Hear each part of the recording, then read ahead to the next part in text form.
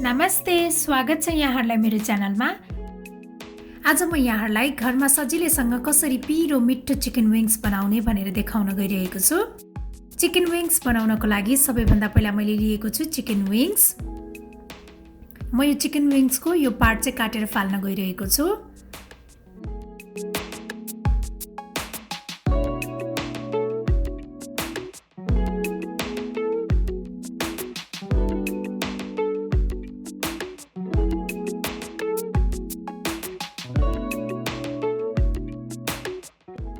यो सबै chicken wings काटेर रेडी भइसकेको छ। मैले यसलाई ठुलो मिक्सिङ बाउलमा राखेँ। अब यसमा 1 चम्चा बेसार, रातो धुलो खुर्सानी र नुन स्वाद अनुसार राख्ने। यसलाई चाहिँ राम्रोसँग मिक्स गर्नुपर्छ।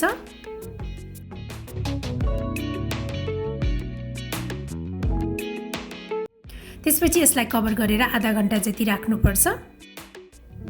आधा घण्टापछि यो चिकन विङ्स रेडी भइसकेको छ। मैले अब फेरि अर्को एउटा ठुलो मिक्सिङ बाउल लिएको छु। अब यसमा मैले राखेँ आधा कप मैदा अनि त्यस्तै मैले राखेँ आधा कप कर्नफ्लावर।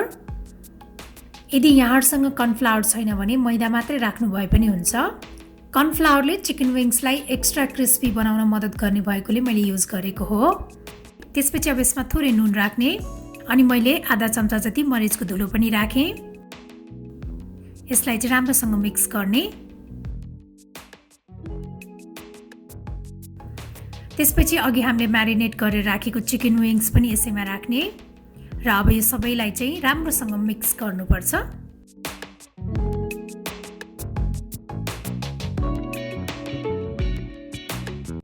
यो राम्रोसँग मिक्स भइसकेको छ। अब यसलाई फ्राई गर्नको लागि मैले तेल तताइसकेको छु। अब यसलाई चाहिँ गोल्डन ब्राउन हुने बेलासम्म फ्राई गर्नुपर्छ।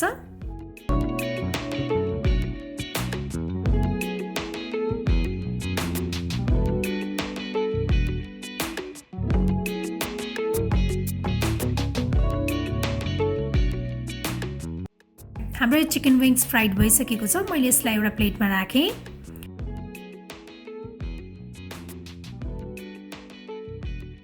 त्यसपछि अब यो बाँकी रहेको चिकन विङ्सलाई पनि यसै गरी फ्राई गर्ने।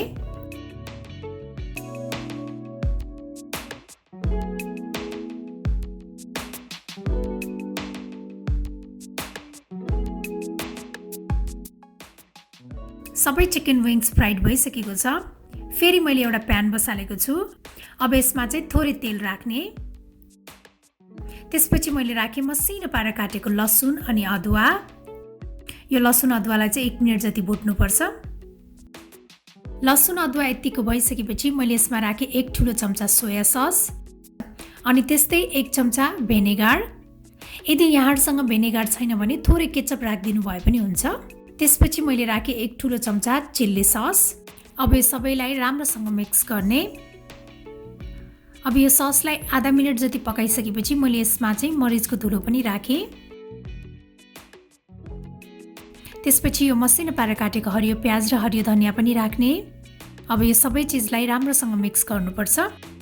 त्यसपछि थोरै नुन राख्ने। सोया ससमा पनि नुन हुने भएकोले मैले चाहिँ नुन एकदमै थोरै राखेको छु। त्यसपछि मैले राखेँ यो फ्राइड चिकन विङ्स। अब यो सबैलाई राम्रोसँग मिक्स गर्नुपर्छ। अब यसलाई 1 मिनट जति यत्तिकै मिक्स गर्ने।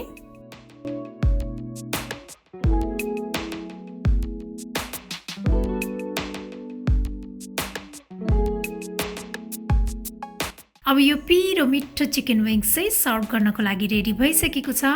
मलाई आशा छ यहाँहरूलाई यो सजिलो मिठो चिकन विङ्सको रेसिपी पक्कै पनि मन पर्यो होला र मेरो अरू यस्तै रेसिपीहरूको लागि प्लिज मेरो च्यानललाई सब्स्क्राइब गरिदिनु होला र मेरो भिडियोलाई लाइक, सेयर र कमेन्ट पनि गरिदिनु होला। Thank you for watching. Bye by.